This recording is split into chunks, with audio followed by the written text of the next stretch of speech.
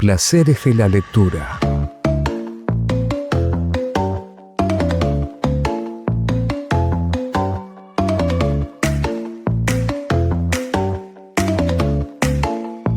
Se trata de un programa que podemos definir como un espacio, o mejor, un universo pleno de momentos. Con ustedes, Graciela Berti. He esperado y hastiado de tiempo, maldije las horas.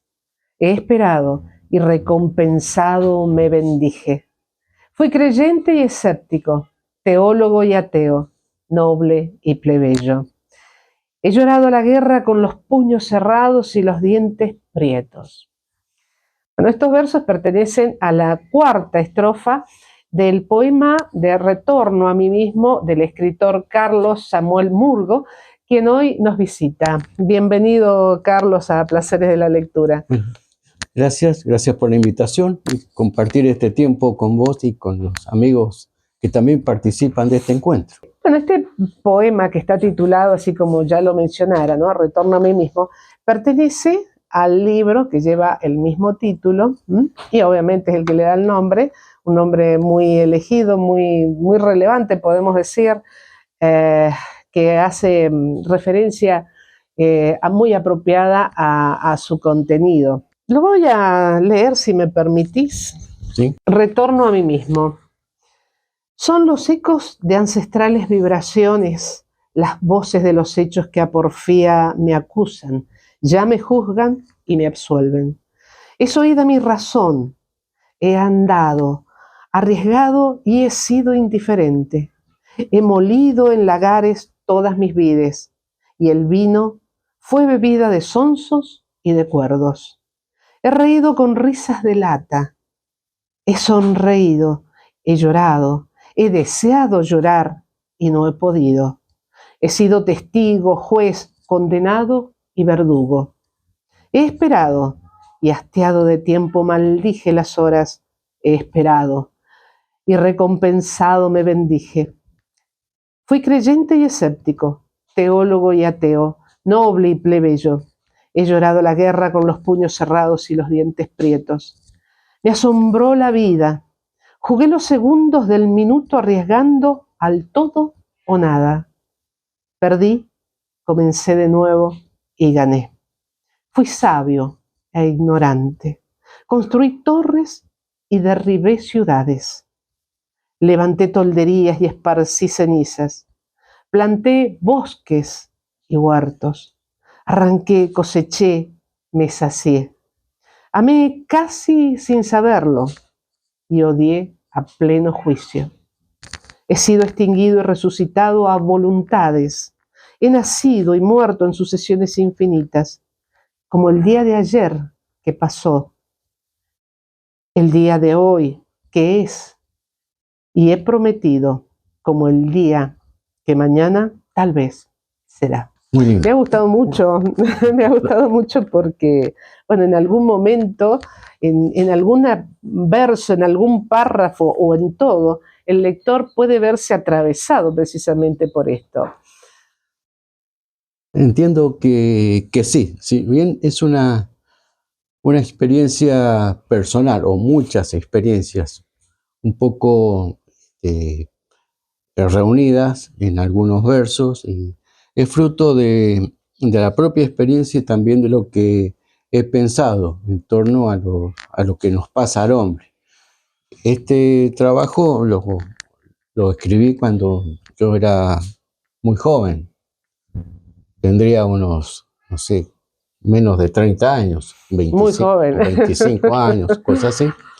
Y cuando lo vuelvo a leer, me parece que lo hubiera escrito hace poco. Y como te digo, surge de eso, de propias experiencias y reflexionar en todo lo que nos pasa, todas nuestras contradicciones, nuestros sueños, nuestros fracasos. Todo lo que aparece en este libro, en todo lo que aparece en este libro, aparece el hombre como el centro. Tengo una posición filosófica antropocéntrica. Entonces me interesa todo lo que le pasa al hombre. Pero en esta posición filosófica antropocéntrica la tengo con ciertos límites. No con aquel pensamiento que hemos escuchado alguna vez,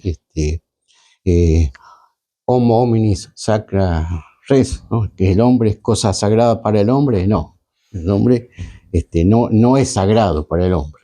El hombre es importante, es creación divina. En ese sentido es sagrado para Dios, ¿no? Claro, pero sagrado es Dios, ¿no? Porque si no tendemos a adorar la creación y no al creador. Y no al creador, es Entonces, en mi concepción, el hombre es lo principal en la historia, en la creación, y bueno, lo veo desde ese punto de vista, lo comparto, lo sufro, lo vivo.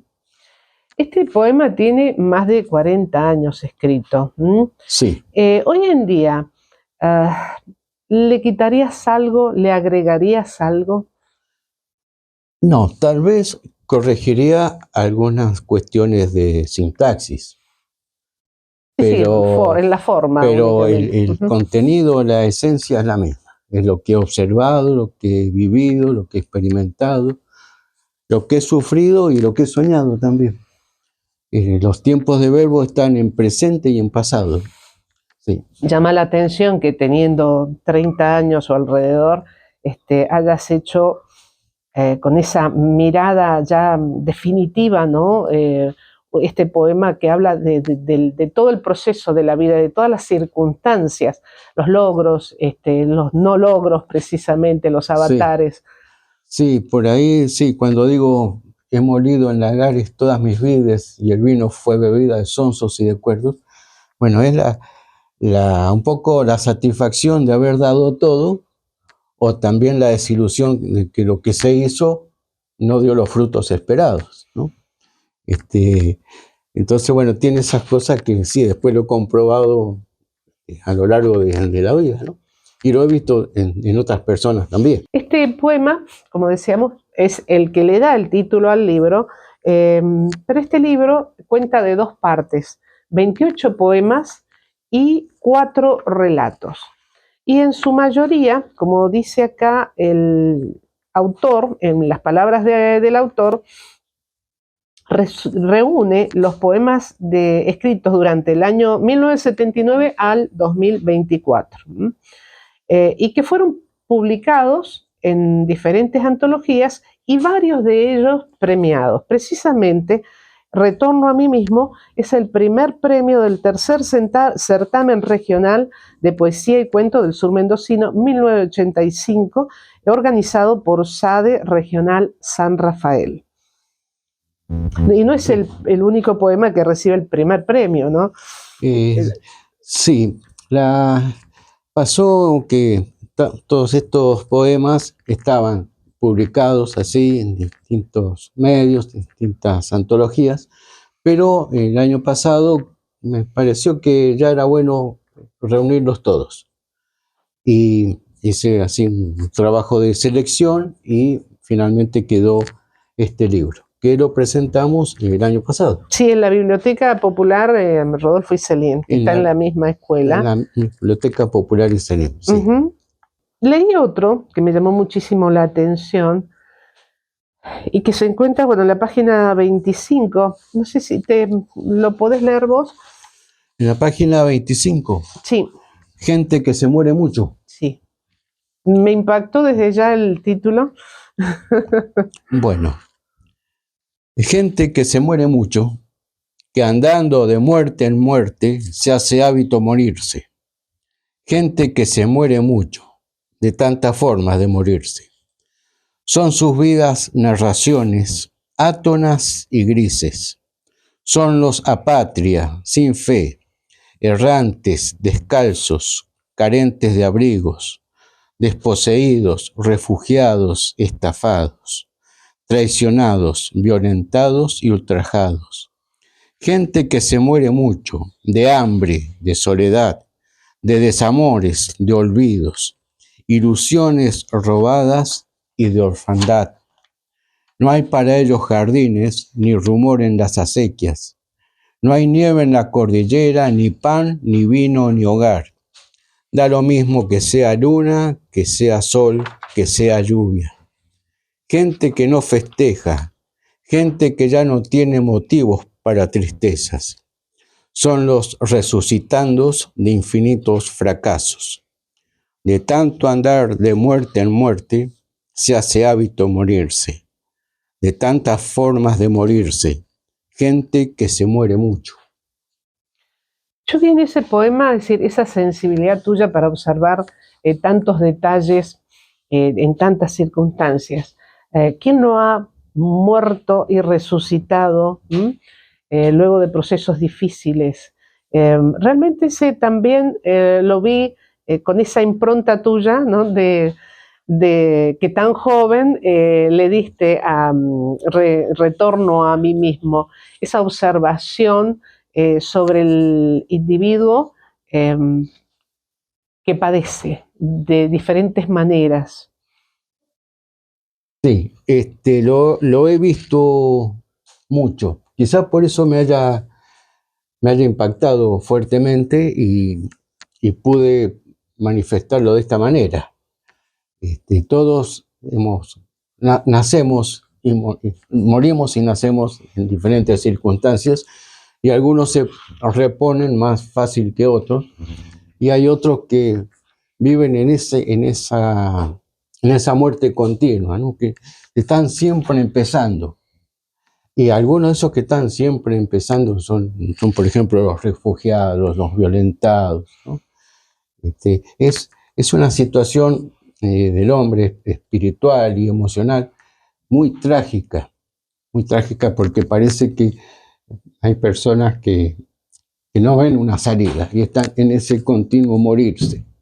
Es sumamente... Sí, que han quedado sumidos trágico. en un sistema Sí, que no eligieron, ¿no? que no eligieron. A veces algunos sí, puede ser alguna elección y un poco se recrean en eso, pero ya ahí estaríamos en una cuestión enfermiza. Pero hay otros que no, que toda la vida han vivido en guerras, en hambrunas, en circunstancias tan inhumanas, ¿no? Sí.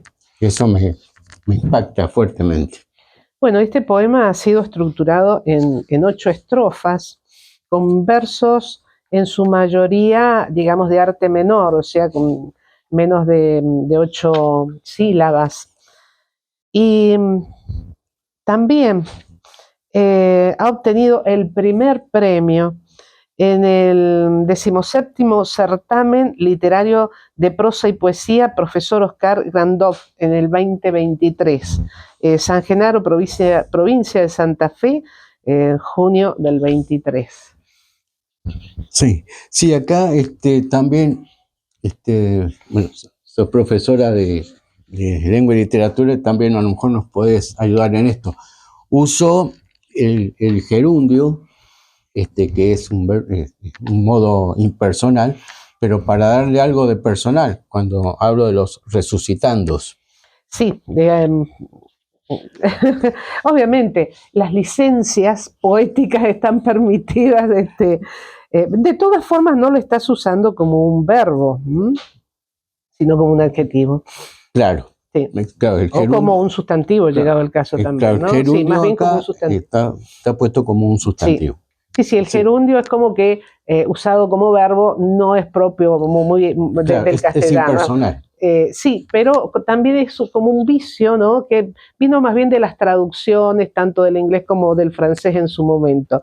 Sí. Pero tenemos unas desinencias muy ricas en nuestras Sí. conjugaciones como para Sí. usar el gerundio. Pero acá este uso que le has dado, yo lo veo muy acertado. Bueno, este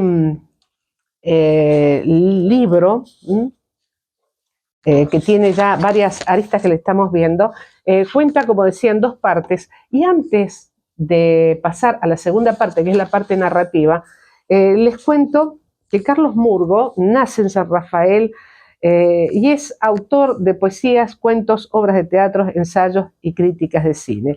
Y este libro, además, tiene 2 declaraciones de interés departamental, una sanrafaelina y la otra alvearense. Sí, sí, porque este libro lo presentamos también en General Alvear, en la sede de la Dirección Municipal de Cultura. Y bueno, el honorable Consejo Deliberante de Alvear, de General Alvear, lo Sí, lo declaró declaró de también. interés literario, cultural y social. Sí, En cuanto a los ensayos que ha escrito nuestro escritor, varios de ellos se encuentran sin publicar. Yo creería que este es el único que has publicado. sí, Sí, hasta ahora sí. tenés por lo menos 3 o 4 más ahí. Sí. Participó en numerosas antologías y ha publicado en diarios como El Comercio y La Capital, ambos de San Rafael, que si bien ya no existen, fueron muy representativos de nuestro departamento. También ha participado de recitales, programas radiales y encuentros de poetas. Y vamos a hacer hincapié en el origen, podríamos decir, de la formación de nuestro escritor, que no es literario, ¿no?, sino técnico, porque he estudiado en la escuela ENET número 1 de acá de San Rafael, donde egresa como técnico mecánico. Luego realiza la carrera de Higiene y Seguridad Social, primero una licenciatura y luego obtiene un máster. Con posterioridad se gradúa como profesor superior en Higiene y Seguridad en el Trabajo en la Universidad Católica Argentina.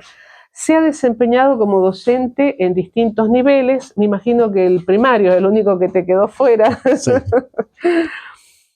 Y ha participado como investigador en la Universidad de Morón de Buenos Aires. Es autor de varias obras de literatura técnica, como por ejemplo una introducción a los factores de riesgo en las construcciones hidráulicas o la investigación psicológica como método para la prevención de accidentes. Es autor del proyecto de construcción de un monolito en homenaje al ingeniero Galileo Vitali, erigido en el dique homónimo sobre el río Diamante en noviembre de 1990. Monolito que, bueno, todos los que pasemos por ahí lo podemos ver.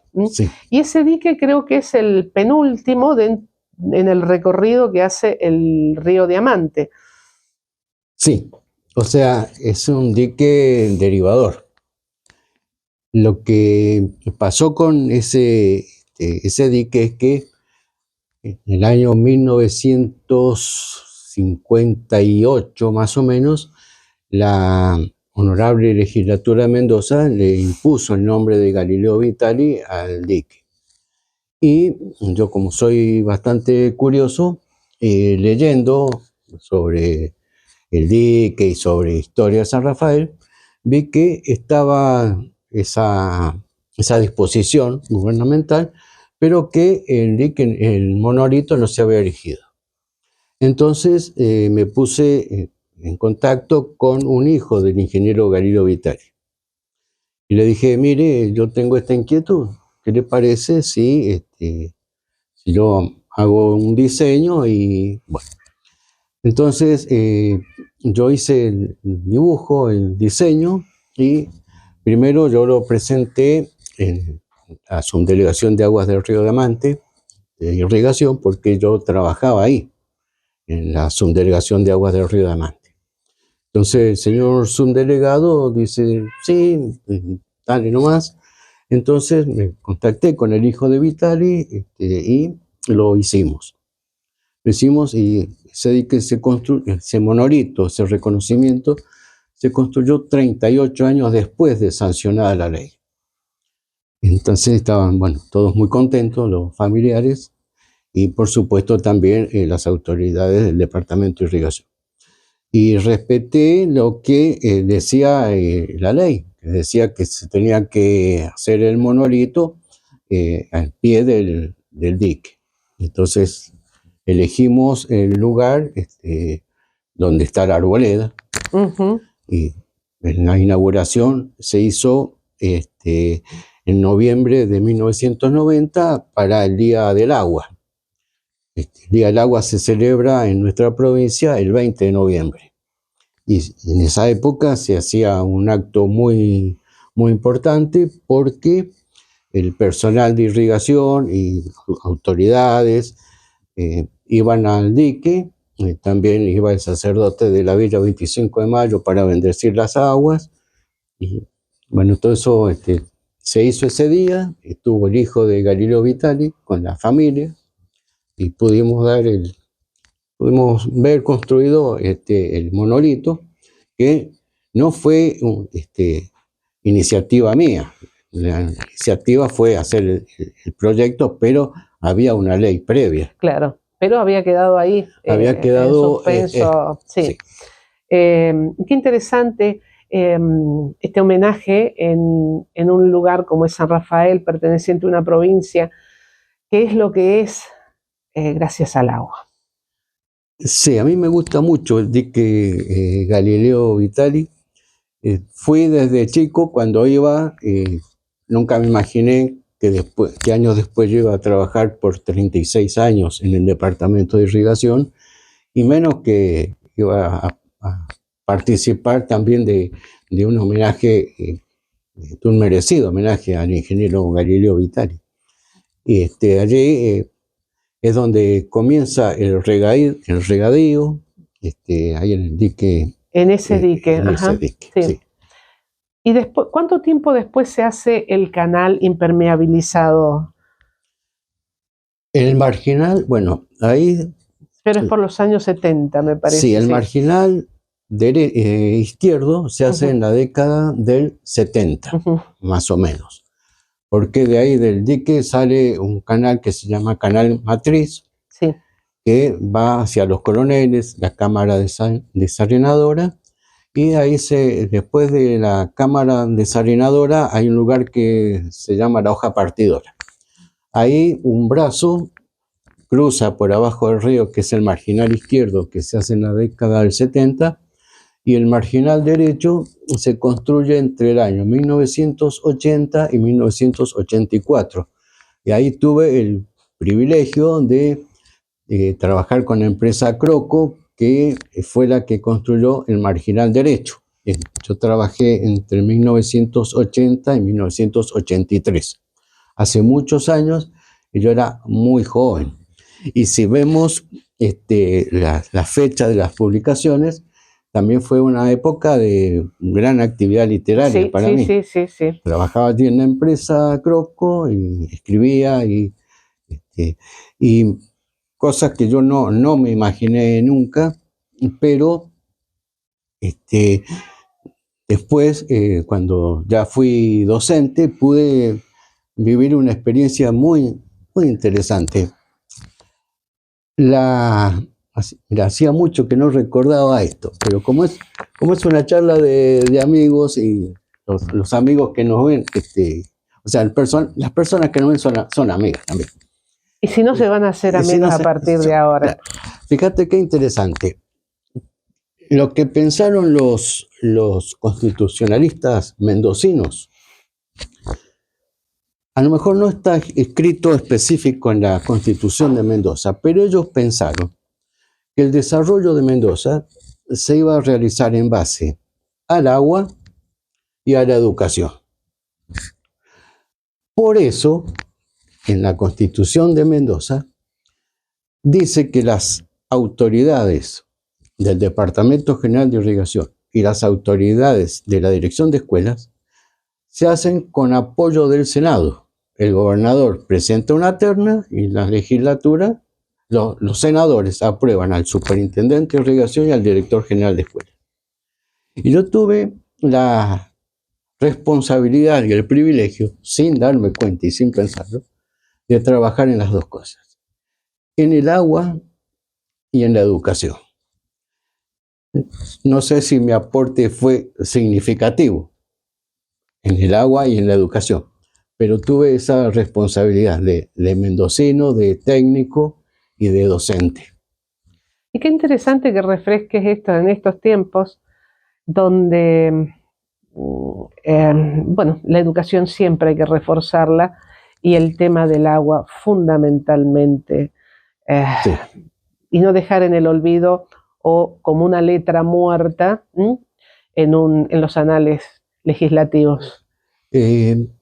Sí, hacía mucho que no pensaba en esto y bueno, la charla Vino a colación. Sí, después, ahora hay otras instituciones que que también requieren el apoyo del Senado, ¿no?, de la provincia, pero originalmente en la primera constitución era así, y actualmente también, ¿no? El superintendente es aprobado por la Cámara de Senadores y el director de escuelas también. Y eso un poco se hace en el tema del agua para un poco separar de los avatares de la política, ¿no? El superintendente tiene el apoyo del Senado, dura 5 años en su cargo y el Departamento de Irrigación es un ente autónomo, autárquico y descentralizado, o sea, tiene sus propias normas, su propio presupuesto, así que es interesante. Bien. Nos estamos separando un poquito del tema, pero gracias por ese aporte. hace un poco también a lo que ha sido mi vida por 36 años. Nuestro autor ha proyectado una llave manivela para accionamiento de compuerta, ha construido soportes para máquinas fotográficas y celulares a fin de escanear y fotografiar documentos, y todo esto está realizado con materiales reciclados. Y bien, bueno, estos soportes tengo entendido que han sido donados tanto a bibliotecas como al archivo histórico de la provincia de Mendoza.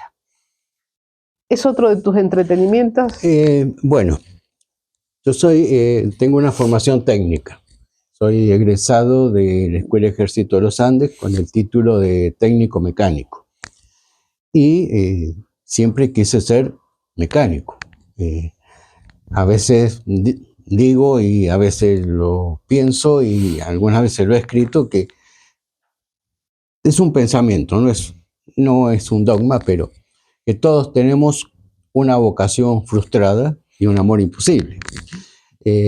Bueno, yo quería ser mecánico y yo soñaba con arreglar autos y tener un taller y esas cosas. Y me recibí como técnico mecánico y después fui eligiendo otros caminos que me dieron muchas satisfacciones.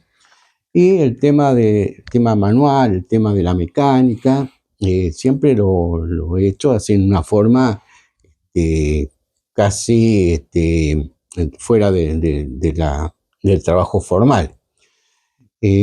Esa llave manivela que figura ahí en tu apunte la hice trabajando en irrigación, porque ocurría y ocurre que por ahí el agua se roba o no se respeta algunos tiempos. Entonces siempre se le pone un candado a la compuerta para que se respeten los tiempos. Entonces yo había ideado un aparato que le diera mayor seguridad. Mayor seguridad, que sirviera de llave y de manivela. Eso lo hice en el año 1990. ¿Fue implementado en alguna compuerta, digamos, o en algún lugar? No, se hizo, un compañero de trabajo algunos años después hizo una especie de candado que es el que se usa actualmente, lo he visto en algunas compuertas, porque es más práctico que lo que yo había hecho. De todas formas, bueno, eso se hizo y también se presentó en una oportunidad ante una reunión de inspectores de cauce. Los inspectores estaban muy interesados, pero vieron algunos defectos. Entonces, un compañero mío que justamente era encargado del dique Chipoleti sobre el río Mendoza, él hizo algo que es muy útil y muy práctico. Me hiciste acordar de otra cosa referente al agua, y es un orden que hizo San Martín, ¿no? San Martín, siendo gobernador e intendente de Cuyo, hizo lo que conocemos como el primer catastro del agua, ¿no? Asignando los cupos, los turnos, empadronando. Es interesante porque en ese proyecto de San Martín es una de las primeras veces que aparece la palabra catastro, y le da entonces un sentido técnico y jurídico. Bueno, Pero pero qué bien. esto sale como consecuencia Y qué lindo de la aporte, charla. me gustó. Sí, lo de técnico, eso también es muy interesante, porque a veces me lo han compartido algunas personas, dicen cómo siendo un técnico podés escribir, pero el técnico es un hombre que está inserto en una sociedad y vive, es un ser gregario, lógico, y vive en la sociedad, y el técnico está para aportar soluciones. Esto yo lo he conversado muchas veces con mis alumnos. Fui docente por 30 años de escuelas técnicas y en la UTN y demás. El técnico tiene que aportar soluciones, tiene que tratar de hacer confortable la vida del prójimo. Y cuando yo veo que, por ejemplo, un técnico como un constructor va a mi casa y cambia un cerámico o pinta una pared, ese técnico está haciendo más confortable mi vida. Está trabajando para que yo esté más cómodo. Y esa es la responsabilidad y también el privilegio del técnico, trabajar para que el prójimo esté mejor. El mecánico que me arregla el auto o que nos hace el muchacho, el señor del lubricentro, ese técnico está trabajando para que yo esté mejor. Entonces el técnico es un individuo en la sociedad que tiene esa responsabilidad. Y eso yo lo pienso así, en esta charla lo comparto así, lo traté de que mis alumnos también lo entendieran así. La importancia que tiene a lo mejor una tarea muy simple, como yo decía recién, puede ser simple o no, pintar una pared, cambiar un cerámico, cambiar un foco, arreglar un artefacto, cambiarle la goma al auto. Hay que valorizar y respetar la tarea de ese individuo. Es un prójimo que está conmigo para ayudarme, para compartir. Es interesante esta valorización de cada función que el hombre puede estar cumpliendo en la sociedad. Y que hayas tenido la oportunidad de transmitirla a través de la docencia. Ojalá hayan muchos docentes con esta mirada. Y por otro lado, bueno, se me ocurre algo, o sea, la parte técnica, en qué puede estar en disonancia con lo literario. Porque también lo literario, bueno, puede ser por una idea o un sentimiento natural, y también tiene que ver la formación que hayas tenido siendo joven o siendo niño. Pero vos no te has privado de nada, por lo que veo. Así. Bueno, pero también hay acá en nuestro medio muchos ejemplos de técnicos que también son escritores. Tenemos, bueno, el ejemplo a lo mejor más clásico es, digo, nuestro Casnati. Está bien que lo de leer arquitectura y quiera que no, esa mirada. Sí, pero también hay un doctor en matemática, Jaime García. Sí, Es astrónomo. sí, es astrónomo, o sea, o su tesis está orientada a la astronomía. Es muy interesante. Sí, sí, sí. Y bueno, y tenemos también a Guillermo Martínez, un doctorado en matemáticas, que escribe. El doctor Mercado también. Por supuesto. También no sé si conociste. No está reñido, para nada, al contrario. Si conociste al doctor Rousseau, que era geólogo, Carlos Rousseau. También pertenecía al grupo literario ILEA. Él era geólogo, era doctor en geología. Pero hay un hombre, detrás de todas las profesiones, hay un hombre que vive, que siente, que sufre, que sueña, que construye.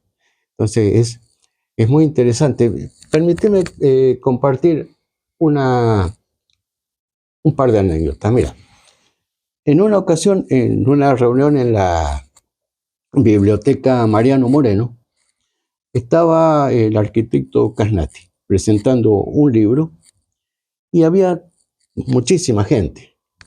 Había tanta gente que había mucha gente de pie y al final del salón de la biblioteca había una mesa como esta. Entonces otros jóvenes y yo nos sentamos arriba de la mesa. Entonces le hacían preguntas a Casnati y yo le pregunté ¿qué había nacido primero? Si el arquitecto o el poeta. Y que yo le dije, en su escritura aparecen muchos términos de la arquitectura.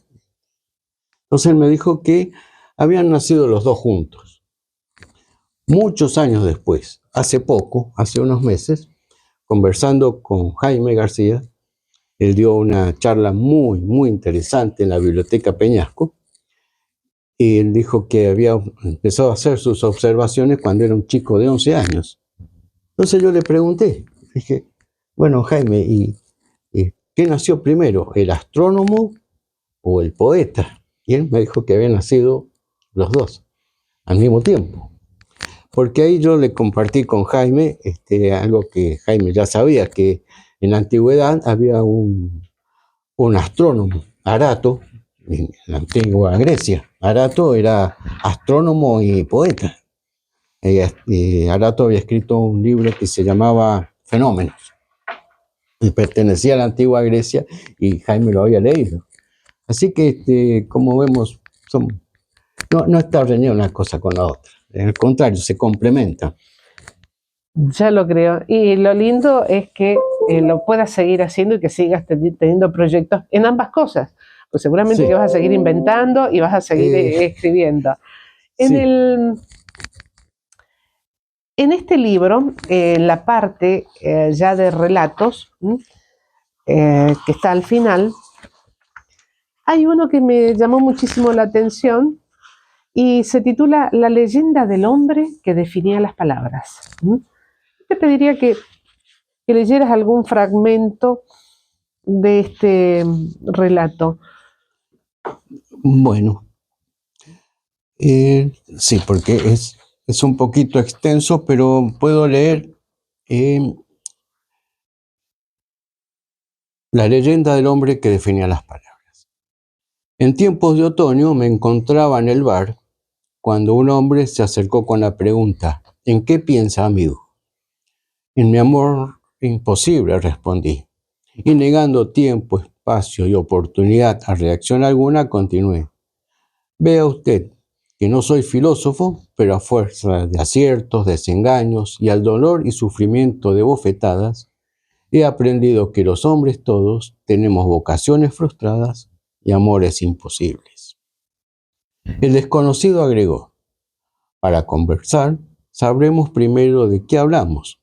La vocación frustrada es la negación voluntaria, tal vez absurda, o por ignorancia, al llamado intenso e irresistible de realizar una tarea o ejercer un oficio para el cual el individuo fue provisto de talentos, habilidades y destrezas.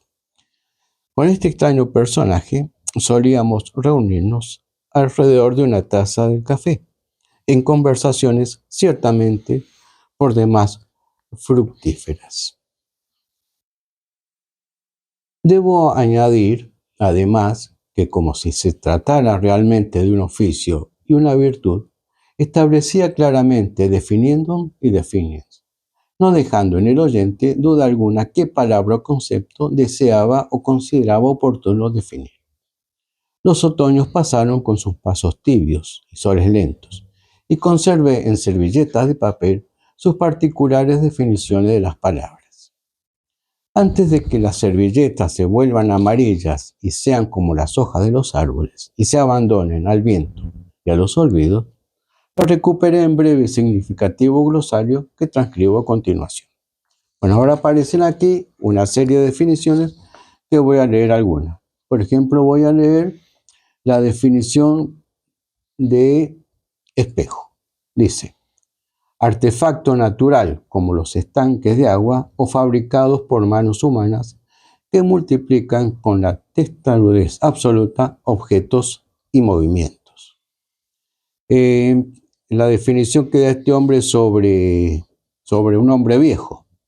Dice: hombre viejo, hombre que ha sufrido, esperado, soñado, reído, llorado, añorado, prometido, defraudado, trabajado, cantado, crecido, dudado, negado, odiado, caminado, vivido y amado mucho. Otra más. Tiempo. Tiempo. Tardanza en amar y ser amado. Teología. Especulación intelectual del hombre para crear dioses conforme a sus miserias, indiferencias, amores, desamores, miedos, necesidades y ambiciones. Cada hombre es un teólogo que se inventa un dios a su manera. En cierta ocasión, a modo de secreto, confidencialmente susurró: viviré 100 años y moriré en otoño, inaugurando así un prolongado silencio en mis oídos hambrientos de sabiduría. Volví a quedarme solo, bebí la taza de café, tomé una lapicera y sobre algunas servilletas comencé a escribir la leyenda del hombre que definía las palabras.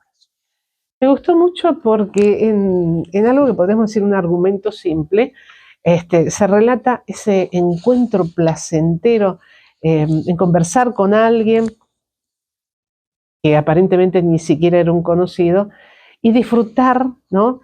De la palabra, del concepto, de la idea de otra persona, con todo el respeto que eso conlleva, ¿no?